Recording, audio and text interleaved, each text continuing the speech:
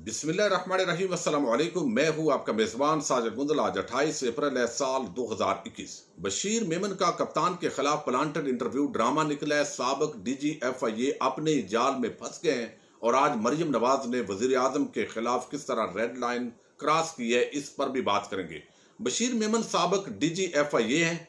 Retirement से चंद दिन कबल उनको ट्रांसफर किया गया। इस पर उन्होंने कई मरतबा गुस्से का इजहार किया और अब कादी फायद ईसा केस का फैसला आने के बाद चूंकि पूरे निजाम पर अवाम की तरफ से लान तान जारी थी, इस माहौल के अंदर जियो और शाहजेब खानजादा ने ये कारनामा सर अंजाम दिया है कि उन्होंने बशीर मेमन का एक इंटरव्यू किया है जो कि इंतहाई मुतनाज़ शख्सियत है और उन्होंने इस तरह की हुकूमत पर और मुआवनीन खसूसी पर इल्ज़ामात लगाए हैं जिसकी वजह से वो पूरा जो मौजू था, फोकस था कि यहाँ पर किस तरह मामा बनाया गया, उल्लू बनाने की कोशिश की गई इस 22 करोड़ अवाम को, और एक जज जो अपनी और अपनी एहलिया की मनी ट्रेल देने के अंदर नाकाम रहा, उस फोकस को मुमकिन तौर पर तोड़ने के लिए ये एक ड्रामा किया गया है। लेकिन याद रखें, ये कोई बशीर मेमन का पहला इंटरव्यू नहीं है। इससे कबल भी वो इंटरव्यू दे चुके हैं, इस तरह की वो बातें कर चुके हैं। लेकिन जो शाहजेब खानजादा के इंटरव्यू के अंदर उन्होंने बातें की हैं वो हम बयान करेंगे। हुकूमत का क्या मौकफ है और अब जो बातें उन्होंने की है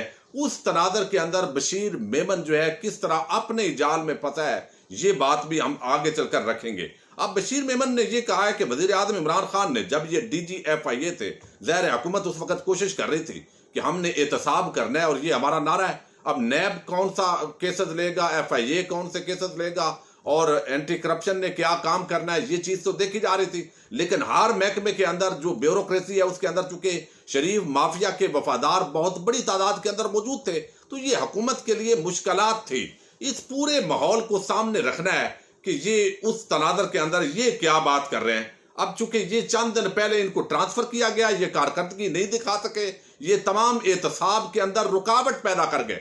और इसके अंदर मैं आपको एक और चीज बताऊं कि आपको इल्म है कि जब ये बड़े ऑफिसर रिटायर होते हैं तो इनको किसी ना किसी जगह और अपॉइंट कर दिया जाता है। थोड़े अरसे के बाद कोई इलेक्शन कमिश्नर के ऑफिस पर चला जाता है, कोई किसी महकमे में, कोई किसी महकमे में। इनकी आखिरी दिनों के अंदर पूरी कोशिश होती है कि ये पूरा जो पॉलिटिकल माफिया है उसके वफादार रहे ताकि कल को इनको और ड्यूटी दी जा सके, इनकी वफादारी को याद रखा जाए। मोस्टली ऐसे मैं हर बंदे के बारे में बात नहीं कर रहा, बहुत दयानतदार लोग भी हर शोबे के अंदर होते हैं। तो अब ये चीजें सारी जो है, ये कंटेक्स्ट इसका जानना बड़ा जरूरी है। और फिर इन्होंने अपनी औलादों को भी नवाजना होता है, अपने जो करीबी लोग हैं उनको भी नवाजते हैं। तो ये देखने में चूंकि सारी चीजें नजर आ रही होती है कि शरीफ जरदारी माफिया इन्होंने इस मुल्क पर रूल करना है, इस पाकिस्तानी कौम के मुकद्दर में यही लिखे हुए हैं। तो इनकी वफादारी हमने हर हाल के अंदर करनी है और रियासत पाकिस्तान से खा बेवफाई हो, गद्दारी हो,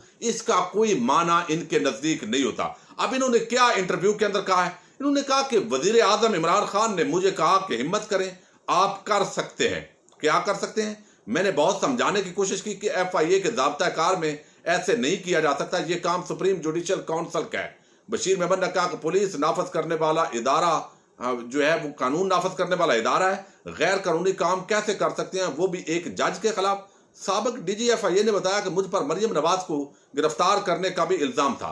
अब ये कहते हैं कि मुझे वजीर आजम ने कहा कि ये जो कादी फायद ईसा है इसके खिलाफ आप कार्रवाई करो, इसका मनी लॉन्ड्रिंग का केस बनाओ। और मैंने कहा कि नहीं जनाब, ये सुप्रीम जुडिशल काउंसिल कर सकती है, हम नहीं कर सकते। अब इस पर आगे एक सवाल तो इस पर बड़े सादा है कि ये पूरा 2 साल ये कादी फायद ईसा का केस चला है। जब ये केस चला है इस दौरान यानी दरखास्तें आई, सुप्रीम जुडिशल काउंसिल में मामला गया, फिर सुप्रीम कोर्ट में आया, फिर नजरसानी दरखास्तें और फिर ये फैसला यानी अभी आया है। तो ये पूरे 2 साल इस बंदे ने ये बात नहीं की जो अभी कर रहा है। ये इसकी बददियानती का बहुत बड़ा सबूत है। लेकिन आगे हम तफसील से इस पर बात करते हैं। लेकिन पहले मैं इसके जो ओवरऑल इल्जामात लगाए हैं वो बात करता हूं। वो कहते हैं कि मरियम नवाज को गिरफ्तार करने के लिए भी दबाव डाला गया और कहा गया कि मरियम ने प्रेस कॉन्फ्रेंस करके एक जज को दहशत ज़दा किया है और जब जज दहशत ज़दा हो गए तो दहशत गर्दी का पर्चा तो बनता है, जिस पर मैंने जवाब दिया कि दहशत गर्दी का केस नहीं बनता। यानी मरियम के हवाले से भी मुझे कहा गया तो मैंने कहा नहीं, मरियम के खिलाफ केस नहीं बनता। बशीर मेमन ने मजीद इंकशाफ किया कि इस तरह खातून अव्वल की तस्वीर जारी करने पर भी दहशत गर्दी का केस बनवाने के लिए भी दबाव डाला गया। अब यहां पर वो इंकशाफ करते हैं कि मुझ पर नवाज शरीफ, शहबाज शरीफ, मरियम नवाज, हमजा शहबाज, शेर खाकान, राना सनाउल्लाह, मरियम औरंगजेब, ख्वाजा आसफ, खुर्शीद शाह, मुस्तफ़ा नवाज खोकर, असफान दियार वली और अमीर मकाम को गिरफ्तार करने के लिए दबाव डाला जाता था जब मैं DGIFIA था। उन्होंने कहा कि जब एतराज उठाया कि गिरफ्तारी के लिए सबूत होने चाहिए तो कहा गया कि फिलहाल पकड़ लो, बाद में देखेंगे, रिमांड लेंगे, फिर अदालत में इसको साबित करेंगे। यानी वो ये कहना चाहते हैं कि ये बंदे जो हुकूमत के अंदर जो मुशीर हैं और जिन्होंने बाकायदा लॉ डिपार्टमेंट हर जगह होता है और उन्होंने वकला और लीगल एक्सपर्ट रखे होते हैं, वो इतने बुद्धू, इतने नाकारा हैं कि उन्होंने कहा इनको एक दफ़ा पकड़ लो और बाद में सारे मामला देखेंगे। बशीर मेमन ने कहा कि खुद वज़ीर आज़म ने उन्हें कहा कि सऊदी शहजादा मोहम्मद बिन सलमान तो जो कहता है वो हो जाता है, आप एतराज़ात करते हैं। जिस पर उन्हें जवाब दिया कि सऊदी अरब में बादशाहत है, पाकिस्तान में जमहूरियत है, सिर्फ गिरफ्तार करना ही नहीं, जुर्म को साबित भी करना होता है। अब ये बातें इन्होंने इस तरह की कादी फायद ईसा के हवाले से भी की। और इससे कबल 2020 अक्टूबर के अंदर एक सहाफ़ी हैं, यूट्यूबर, उनको इन्होंने इंटरव्यू दिया। उसके अंदर भी इन्होंने कहा कि अबराज ग्रुप जो है, आरफ नकवी वाला, गालबन ये के इलेक्ट्रिक वाला, उसके खिलाफ मुझे कार्रवाई का कहा गया। वजीर आजम ने कहा कि कार्रवाई नहीं करनी, रोक दी जाए कार्रवाई। वजीर आजम मुझसे वही करवाना चाहते थे जो आजकल नैब कर रहा है, यानी नैब के अंदर जो पॉलिटिकल एलीट के केसेस हैं, सोशल मीडिया पर बेगम बुशरा की जो वाले से बातें हैं, उनके खिलाफ मरियम नवाज का सोशल मीडिया सेल, उसके खिलाफ भी मुझे एक्शन लेने का कहा गया, लेकिन मैंने जवाब दे दिया। और इस ख्वाजा आसिफ के खिलाफ बैरून मुल्क नौकरी की वजह से गद्दारी का मुकदमा कायम करने का कहा गया, मैंने इनकार कर दिया। और काजी फायद ईसा पर अब इन्होंने जाकर ये बोला है, ये शख्स जो है बशीर मेमन। अब आप देखिए कि अब इस पर जो बिलावल है और दूसरे, वो तो काजी फायद ईसा पर वजीर आजम को कह रहे हैं कि और पूरी काबीना को और जो मुआविन ख़ुसूसी थे वो रिजाइन कर दें। और रजा रबानी कहता है सदर पाकिस्तान रिजाइन कर दे। यानी क्यों कि काजी फायद ईसा का केस खारिज हो गया है। भाई काजी फायद ईसा ने क्या अपना केस साबित कर दिया है? और मरियम नवाज और तबका मलामतिया के तमाम सहाफ़ी भी यही बात कह रहे हैं। अब बात यह है कि ये जो बशीर मेमन है, ये खुद एतराफ़ जुर्म कर रहा है कि जहां जहां मुझे वजीर आजम ने कहा या उनकी टीम ने कहा कि जनाब इन बंदों पर जो क्रिमिनल ऑफेंस बनते हैं इनके खिलाफ कार्रवाई करें, तो मैंने कहा कि मैं तो शरीफ माफिया का हूं वफादार, मेरी नस्लें भी इनकी नौकर रहेंगी, लेकिन मैं कार्रवाई नहीं करूंगा। अब ये नौकरी वो लगवा रहा है, हाजिरी लगवा रहा है शरीफ माफिया के सामने कि मैं आपका कितना वफादार हूं। अब मेरा इसके अंदर बड़े सादा से सवाल है।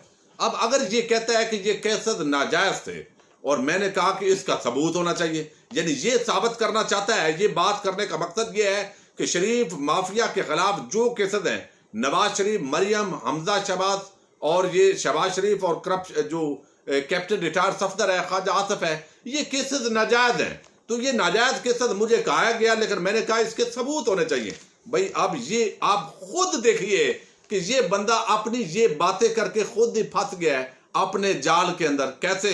अब ये जो पूरा मामला है, शहबाज शरीफ और उनकी फैमिली, हमजा शहबाज और सलमान शहबाज, उनके जितना उन पर मनी लॉन्ड्रिंग और आमदन से ज्यादा असासाजात का केस है, उसके अंदर हमने देखा कि एक बजरी वाला आया, पापड़ वाला आया, इस तरह के कई रमजान शुगर मिल्स के मुलाजमीन के करैक्टर आए, फिर एक जिस तरह बेनामी ट्रांजैक्शन हुई, मनी लॉन्ड्रिंग हुई, इसके अंदर क्या कोई चीज भी ये शहबाज शरीफ फैमिली इसको सही साबित कर सकी है?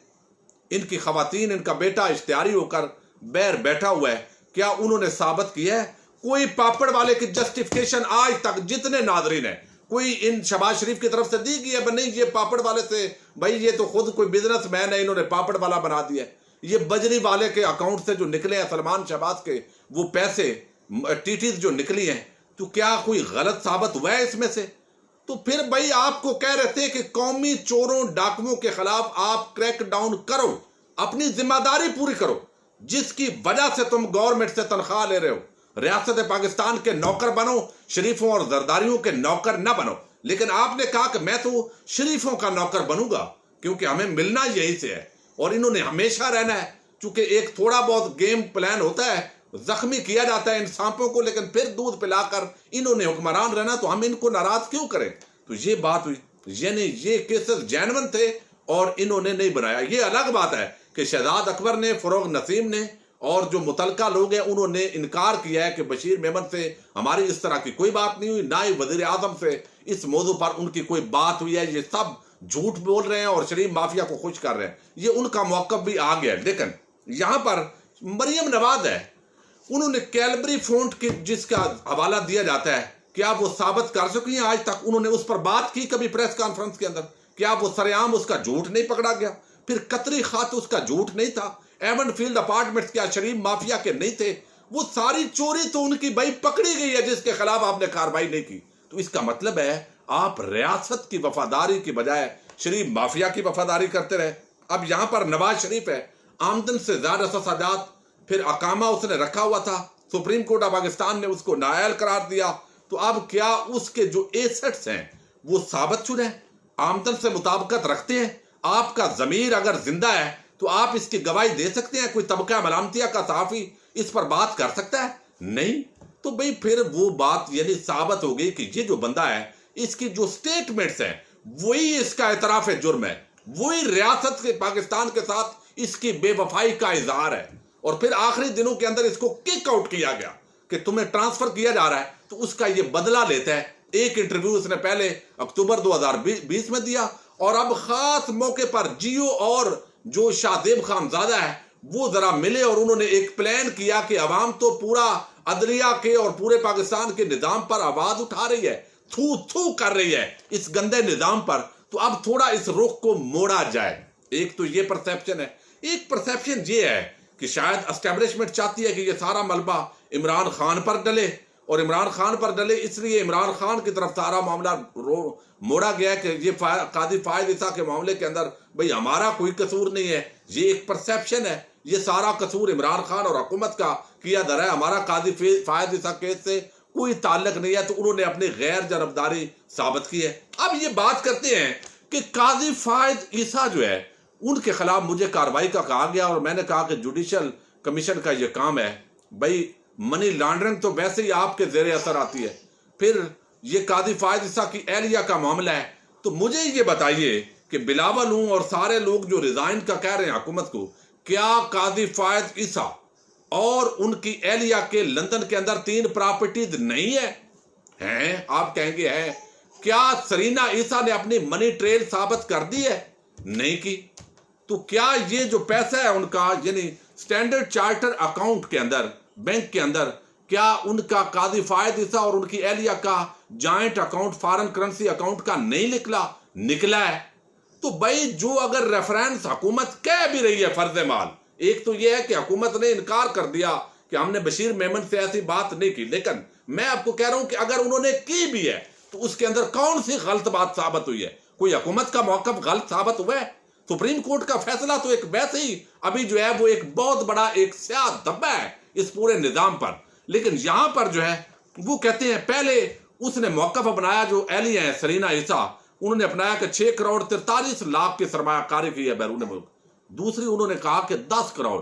क्या ये बात जो FBI की रिपोर्ट है उसके अंदर दर्ज नहीं है? लंदन की जायदादों को पहले छुपाया गया, 2020 में दायर किया गया। क्या ये बात गलत है जो FBI ने रिपोर्ट दी है?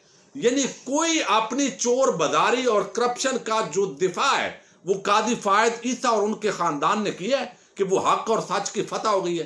भाई हक और सच की फतह ऐसे ही हुई है जैसे नवाज शरीफ कोई कहे कि चोर नहीं है, आसिफ जरदारी ने इस मुल्क को नहीं लूटा, ऐसे ही हम कहेंगे कि काजी फायद ईसा मासूम है, उसके खानदान ने कोई करप्शन चोर बाजारी नहीं की या उन्होंने मनी ट्रेल दे दी है।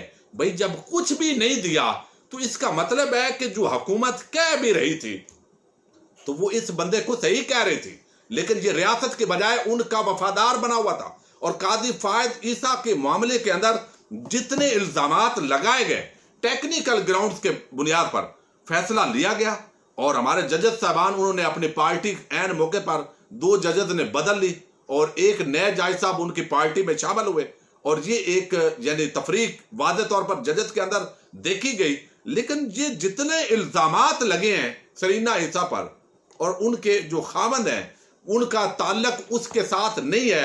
सरीना ईसा की जो प्रॉपर्टीज हैं, क्या काजी फायद ईसा इसको साबित कर सके? इसको उन्होंने बात की है? ये तो टेक्निकल ग्राउंड्स पर एक अंधा फैसला दिया गया है, अंधा। इस 22 करोड़ आवाम के खिलाफ यह फैसला दिया गया है और हर बंदे को पता है। और अब इस तमाम चीजों को मुतनाज़ा बनाने के लिए बशीर मेमन आज 2 साल ये केस चलता रहा, उस मौके पर खामोश रहकर अब वफादारी दिखा रहा है कि मुझे आपने चूंकि ऐन मौके पर ट्रांसफर कर दिया था और मैंने आपको वफादारी दिखाई थी इस माफिया की। तो ये बाकायदा जो बशीर मेमन की स्टेटमेंट्स हैं वो उसके अपने खिलाफ चार्जशीट है कि वो रियासत की वफादारी की बजाय वो यहां पर रहा। और दूसरी तरफ इसको आईजी, ये था कश्मीर का, आजाद जम्मू कश्मीर का, ये आईजी था, पीपल्स पार्टी की हुकूमत थी और उन्होंने इसकी खिदमात वापस की थी।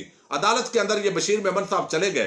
तो आज अगर बशीर मेमन के जो स्टेटमेंट्स हैं उनको अगर पीपल्स पार्टी दुरुस्त समझती है तो जितना जाली बैंक अकाउंट्स का धंधा खुला है वो इस बशीर मेमन के दौर के अंदर खुला है। यानी आसिफ जरदारी चोर है, डाकू है, लुटेरा है, फिर बशीर मेमन की ये बात भी पीपल्स पार्टी वालों को माननी पड़ेगी। ये नहीं कि एक बात उसने वजीर आजम के हवाले से की तो वो बात सही है, लेकिन दूसरी बात जो आसिफ जरदारी को चोर उसके दौर के अंदर FIA ने करार दिया और जाली बैंक अकाउंट्स 29 जाली बैंक अकाउंट्स पकड़े गए और अरबों रुपए का जो खाता है वो पकड़ा गया, तो वो आप कहें नहीं नहीं ये बात उसकी गलत है। अब ये बात तो हो गई यहां तक। अब हम आते हैं अगले मामले पर। आज जो है मरियम सफदर वो पेश हुई हैं, अपनी जो अपीलें हैं उनकी एवनफील्ड अपार्टमेंट्स और जो अल अजीजिया रेफरेंस की जो सजा है उस हवाले से जो अपील थी उसके अंदर वो पेश हुई हैं। नवाज शरीफ के हवाले से भी बात हुई है कि जो मुआवन वकील है उनके जो पहले वकील है वो भी मुआवनत करें और नैब भी उसके अंदर मुआवनत करें कि उनके इश्तिहारी चूंकि किरदार है उस पर क्या किरदार अदा करना चाहिए। और मरियम जो है अब मजीद 1 महीने की बहरहाल ये अपीलें जो है ये तो हो गई हैं मुलतवी। अब मैं आपको बताता हूं कि उसके बाद अदालत के बाद वहां से हाजिर होकर वो अपने जो वर्कर हैं उनके मुस्लिम लीग नून के अबसार आलम जिनको पिछले दिनों गोली लगी है उनके घर में गई हैं, उन्होंने ताज़ियत की है और हाई कोर्ट के बाहर उन्होंने कुछ बातें की हैं और उन बातों के अंदर जो है वो उन्होंने रेड लाइन मैं समझता हूं क्रॉस की है और सियासत को इस सतह तक जो है वो नहीं ले जाना चाहिए। अब यहां पर उन्होंने कहा कि वजीर आजम जो है वजीर आजम हाउस के अंदर एक दहशतगर्द बैठा है, यानी वजीर आजम को उन्होंने दहशतगर्द कहा है उस तनाजर के अंदर कि जो बशीर मेमन उनकी पार्टी का जो बंदा है यानी पार्टी का ही हुआ एक हम ख्याल आदमी जो उसकी स्टेटमेंट है। अब उन्होंने कहा कि माफिया के किंग्स ने कभी ऐसी हरकतें नहीं की जो वजीर आजम हाउस से की जा रही है। तारीख में कभी वजीर आजम ऑफिस के अंदर घनौने जराइम का इर्तकाब नहीं हुआ। आपका गंदा सोशल मीडिया वही से ऑपरेट होता था और वजीर एक दहशतगर्द बैठा हुआ है वजीर आजम हाउस में। वजीर आजम इदारों को मुलवस करके डरा धमका कर अपोजिशन रहनुमाओं को कैद करने का कहते हैं। लोगों को समझ आ गया कि माफिया या गैंग क्या होते हैं। बशीर मेमन एक इदारे के सरबराह थे और इदारे का सरबराह जिम्मेदारी से बात करता है। इन किरदारों को हम कुछ नहीं समझते। असल बात है हुकूमत के सरबराह ने कहा कि फलां को जेल में डालो, इस तरह तो डान या गैंग के सरबराह कहते हैं। अरशद मलिक की वीडियो का उन्होंने जिक्र किया। फिर जस्टिस फायद ईसा जो है उनको एक दहशतगर्द है जो PM में बैठा है उसके साथियों का मुकाबला किया और शौकत सदीकी का भी मैंने बड़ा जिक्र किया। उन्होंने कहा कि ये मीडिया वाले चलाते नहीं हैं, लेकिन उनका वालिद इश्तिहारी मफरूर वो लंदन में बैठा है, दवाई लेने गया था, जाली बीमार हुए। अब ये सारी चीजें मतलब आप देख रहे हैं, सुन रहे हैं, इस तरह की स्टेटमेंट्स मैं समझता हूं इस सतह पर स्टेटमेंट देना कि वजीर आजम को टेररिस्ट करार देना और फिर उसकी तरफ से जो सर्टिफाइड चोर और डाकू इस कौम के साबित हो चुके हैं। ये देखिए ये हालात है, ये सिस्टम की एक कमजोरी है कि जितने बड़े चोर थे वो आराम से इज्जत अफजाई उनकी हो रही है। इदारे फिर किसी को बेटी बना लेते हैं, मुक्तदार इदारे किसी को भाई बना लेते हैं, किसी को बेटा। चूंकि जितने करप्ट और काने लोग होते हैं उनको चाहिए होते हैं, वक्त पर उनको इस्तेमाल किया जा सकता है, उनको शट अप कॉल दी जा सकती है। तो ये सारी चीजें इनको ये एक ऐसा मामला है जिसके अंदर मैं समझता हूं कि पाकिस्तानी कौम को इस पूरे माफिया के खिलाफ अभी बड़ी तवील जिद्दोजहद करनी होगी। लेकिन मैं ये कभी नहीं समझता कि लोगों को मायूस होना है। लोगों को कौमों को खड़ा होना पड़ता है माफिया के खिलाफ और हमें भी खड़ा होना पड़ेगा। क्योंकि इस वक्त जो ये फैसला काजी फायद ईसा केस का आया है, इसके बाद आप कोई भी जज उसके जराए आमदन, उसकी एहलिया, बच्चे वो किधर से उनकी ट्रांसफर हो रही है, कैसे वो खरबपति अरबपति बन जाए, उनको कोई पूछ नहीं सकता। क्योंकि जजेस जो हैं ये तो इंसाफ का साया है, इस जमीन पर साया है ये, इनको आप पूछ नहीं सकते। तो जो जज वो जज जिसको नहीं पूछा जा सकता वो सियासतदान से कैसे पूछेगा भाई आपकी आमदन से ज़ाहिर तफावत हैं, ये पैसा किधर से आया है। अच्छे जज भी हैं, अल्लाह ताला उनको जज़ाए खैर दे। अदलिया के अंदर भी जो अच्छे दयानतदार लोग हैं वो अपनी जंग लड़ रहे हैं, लेकिन ये ज़हर है माफिया, पॉलिटिकल माफिया के साथ मिलकर एक बहुत बड़ी चाल है। अब यहां पर जो है वो कैसे सियासतदान से पूछेगा, वो किसी ब्यूरोक्रेट जर्नैल के से सवाल कैसे कर सकता है जो बंदा खुद अपनी मनी ट्रेल नहीं दे सका। और ये शख्स अगर यानी 12 महीने 14 महीने अगर वो एक अच्छी कुर्सी पर, जो मुल्क की सबसे बड़ी अदालती कुर्सी है, बैठ गया, तो आप तसव्वुर कीजिए इस रियासत पाकिस्तान का क्या हाल होगा, इसके साथ क्या किया जाएगा। ये हो सकता है नवाज शरीफ और पूरा जो माफिया जिनको सजाएं हुई हैं, ता याद नैल हुए हैं, वो उनकी सारी जो पार्टी के लोग हैं वो वापस उनको बहाल कर दिया जाए, और जो दयानतदार लोग हैं उनको जेलों में डाल दिया जाए। तो ये सारी एक्सपेक्टेशंस आप होनी चाहिए। यानी इस मुल्क के अंदर जज हो, जर्नैल हो, जर्नलिस्ट हो, यानी बिकाऊ सहाफी आपको यहां बड़े नजर आते हैं, ब्यूरोक्रेट हो और सियासतदान हो, और बड़ा जो माफिया है, सरमायादार लोग जो हैं, उनका एहतसाब नहीं हो सकता। ये वादे कर दिया है एक वक्त के अंदर। बाकी जो रियाया है, अवाम है, छोटे मोटे कीड़े मकोड़े, उनको यहां पर बकरी चोर को जेल में डाला जाएगा और 4-5 साल उसको सजा भी उसको करवाई जाएगी, उसको वकील भी, फैसिलिटेशन भी नहीं होगी। लंबे 40-40 साल मुकदमात वो चलते रहेंगे, फैसले नहीं होंगे। तो ये चीज है। लेकिन कौम को इस पूरे माफिया के खिलाफ पुरअमन जमहूरी तरीके से उठना होगा, मायूस नहीं होना। अपने मेजबान साजिद गुंजर को नेक्स्ट वीडियो तक के लिए इजाजत दीजिए। अल्लाह हाफिज।